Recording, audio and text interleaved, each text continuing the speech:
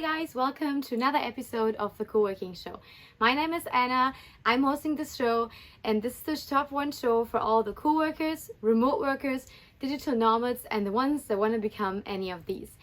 As I already mentioned in my last episode, we are switching a bit from giving you all the tips about co-working and what to take into account and all the tips and tricks and bits and bobs and all that kind of stuff into more of a every show I'm going to introduce you a new destination where you can go and co-work, either as a trip leader by organizing a co-working trip or as a trip mate by just joining a co-working trip, like any of the co-working trips that is online on the JoinMyTrip platform.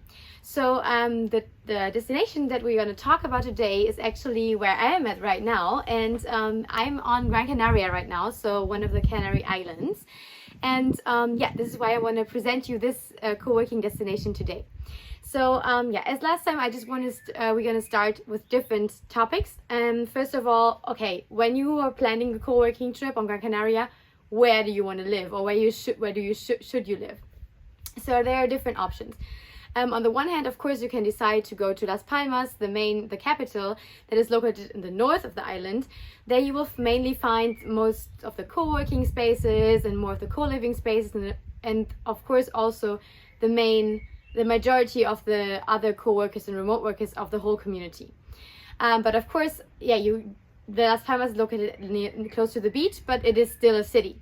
So what you can also do is you can also go to the east coast near Telde, but there be careful, because in the east it's usually the weather is actually not only in the east but also in Las Palmas the weather isn't the best because of, I'm not a geographic person, but because of all the winds and all that kind of stuff. So usually in the north it's more cloudy, it's not as sunny, and the weather is really much worse than it is in the south. So of course in Telde, for example, the prices are a bit lower than, for example, in Maspalomas. Maspalomas is located in the south of the island, and that's where the sun is shining almost every day. You barely have clouds, you don't have rain, and the weather is just beautiful. Actually all year long. I mean, of course in the summer it's warmer, but even in winter you can have really nice temperatures. So Maspalomas is a bit more expensive than, for example, Telde, but I personally calculate with 30 euros per night, and with this, if you have a group of 6, 7, 8 people, you can already get a really beautiful villa with a private swimming pool and lots of tables and space and 3 to 4 rooms. So that's actually, I think, a really good price. So basically, also in Maspalomas, you do have quite some remote workers, not as many as you have in the north, but you do have some parts of the community.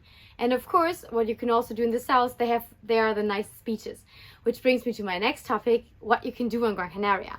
Gran Canaria is, as you all might know, one of the Canary Islands, and it's kind of round. In the middle of the island, you have a huge, some huge mountains. The biggest or the highest mountain is the Pico de las Nieves, and the nice thing about it, for the ones that are not so much into hiking, you can actually take the car and drive until the very top of the Pico de las Nieves.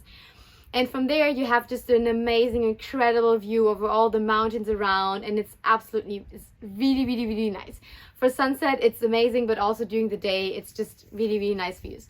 So basically what you can do in the middle of the island, you can explore all the little villages, the nice little towns in the mountains. You can do incredible hikes. There are craters from volcanoes, and it's just, there's a lot of nature and remote places, and it gives you really the feeling of being out there in the middle of nowhere.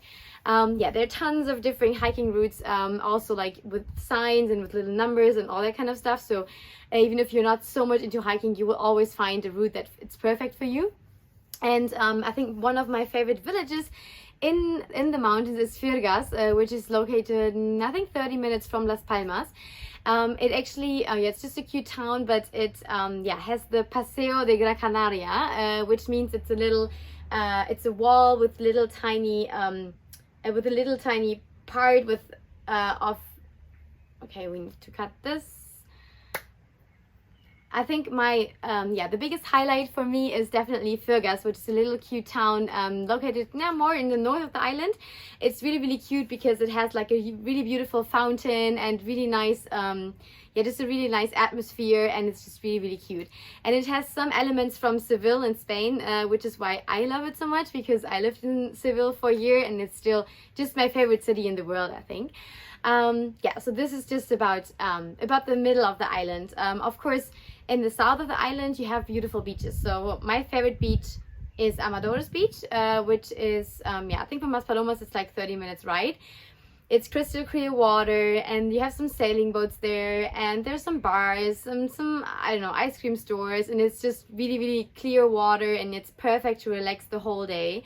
And I think that's definitely my favorite beach. And besides this, I think my biggest and absolute by far favorite spot on the island is Puerto de Morgan, which is a quite small town located also I think 20 minutes from Amadores Beach.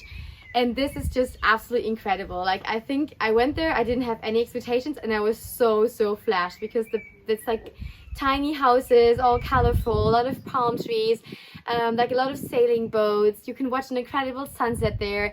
And the one thing I think that I love the most about this little town is that you have those they're called bougainvillean, those little flowers. I can't see some here, but this is my absolute by far my favorite flower, and it's everywhere. So literally when you walk through the streets or something, you just have all these tiny flowers everywhere, and it's just absolutely incredible. So if you come to Gran Canaria, you need to go to Puerto de Morgan, have a stroll, watch the sunset, have some drinks at the beach, watch the sailing boats, and it's just wow, definitely. I think I've been there already 3 times just because I love it so much, and I will definitely go again before I leave. So this is basically what is about my favorite spots. And of course, there are different activities you can do on the island, and besides hanging out on the beach or going for a hike, you can visit the little tiny towns, you can do road trips, but what you can also do is you can do wine tasting. There's some vineyards where you can book some wine tastings. You can learn kite surfing, surfing in general as well, more in the north, windsurfing as well. There's a really famous windsurfing spot.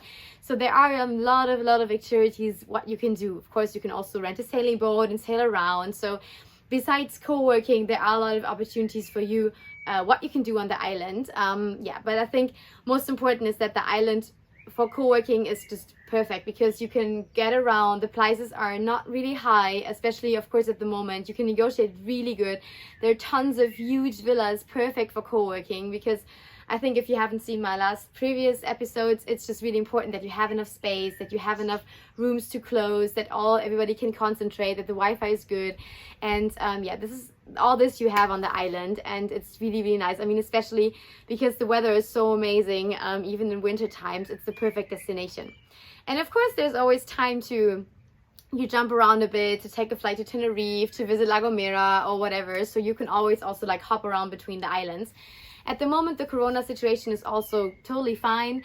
There are a few restrictions, like you have to be at home at 10 or 11, and you have to wear a mask and stuff, and all that kind of stuff. But it's actually not really bad. The restaurants are open, everything is open, just with like some small restrictions, and also the numbers are getting lower and lower. And I think from May on there won't be any hard restrictions anymore. So I mean, and the good thing is basically you're all day outside, which doesn't make it too dangerous to just spend some time outside, go for a walk, and it's just really nice. So as you can see, I'm really happy on Gran Canaria. I think I will definitely come back for another co-working trip. I can only recommend you to visit this island, either for co-working, but also of course also for a short trip. So if you have any questions about where to stay or whatever, just let me know. I do have some contacts for villas, for car booking, whatever. You can also check out our partner page and JoinMyTrip. We also have some deals for you there. And that was it from my side. Thanks so much for listening. I hope you liked my episode. If you did so, don't forget to subscribe, to like, thumbs up, to share with your friends, to leave a comment if you want to. And I can't wait to see you for my next episode, which will be about another destination. Haven't decided yet, but it might be Madeira in Portugal. So have an amazing day, guys. Thank you so much, and bye.